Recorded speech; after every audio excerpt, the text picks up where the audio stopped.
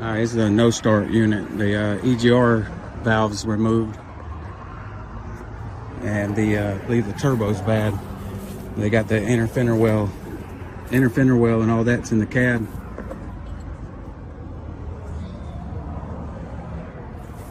Windshield's got a rock chip in it, and the batteries are missing.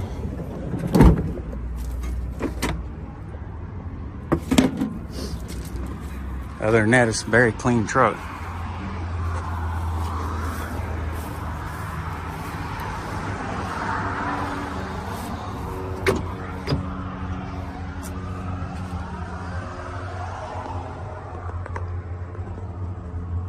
Don't look like nothing else is missing, and all the hardware, the bolts and all that are in the cab.